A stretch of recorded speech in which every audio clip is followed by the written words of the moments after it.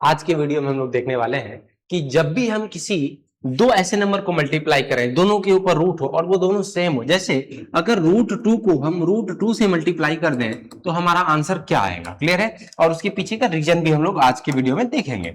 जैसे अगर हम लोग बात करें कि √2 को अगर हम √2 से मल्टीप्लाई कर दें तो सिंपली हम लोग क्या कर देते हैं, रूट हटा देते हैं और लिख देते हैं 2। क्या लिख देते हैं? 2। देखिए अब इसका कारण समझिए क्यों। फिर एक एग्जांपल और देते हैं। जैसे अगर आपको बोला जाए √3 को आप √3 से मल्टीप्लाई कीजिएगा तो रूट हट जाएगा, सिर्फ लिखिएगा 3। क्या लिखिएगा? 3। अब इसका रीजन समझिए। जैसे अगर हम बोले √2 और ये √2, ठीक है, अभी आंसर हटा देते हैं। √2 इंटू √2, दोनों के ऊपर रूट लगा हुआ है तो आप एक रूट लगा दीजिए और ये 2 भी इस रूट के अंदर, ये 2 भी इस रूट के अंदर, तो क्या होगा? √2 इंटू 2 क्या बच्चा? 4। और 4 का स्क्वायर रूट क्या होता है? 2। 4 का स्क्वायर रूट क्या होता है? 2। एक तरीका तो ये है बच्चा, एक तरीका तो ये है। और दूसरा मेथड देखिए क्या है, अल्टरनेट मेथड इसको प्रूफ करने का। जैसे √2 है और इंटू √2 है, ठीक है। देखिए जब स्क्वायर रूट हटेगा तो इस पर पावर आएगा और इस पर पावर क्या आएगा? जब स्क्वायर रूट हटेगा तो उस पर पावर आएगा 1/2। तो अब 2 स्क्वायर रूट 2 है तो स्क्वायर रूट हटाएंगे तो क्या होगा? 2 पर पावर 1/2 इंटू, यहां भी स्क्वायर रूट 2 है तो स्क्वायर रूट हटेगा तो क्या होगा? 2 पर पावर 1/2।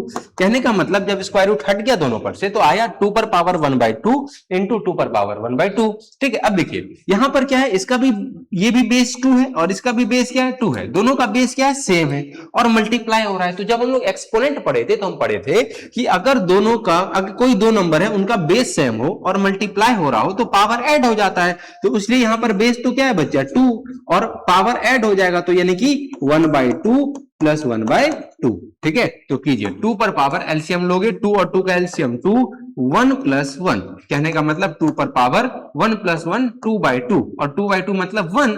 कहने का मतलब 2 पर पावर 1 और 2 पर पावर 1 कहने का क्या मतलब बच्चा? 2। क्लियर है ना?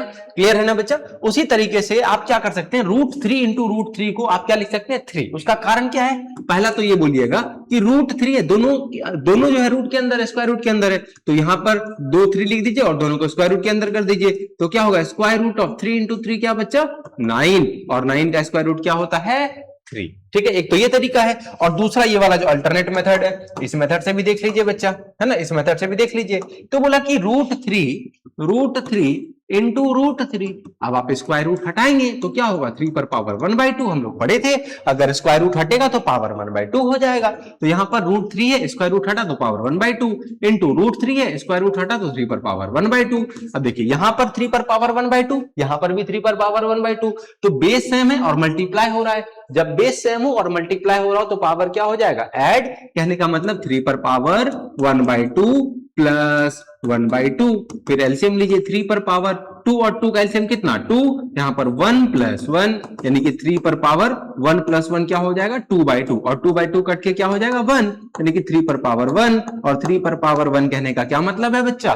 3। क्या ये बात समझ में आया ना? तो अब देखिए सवाल आपके पास क्या है, आप सवाल खुद से एक बार रिवाइज कर लीजिए कि √5 इंटू √5 इक्वल टू वॉट। इसको आप लोग क्या कर लीजिए बच्चा?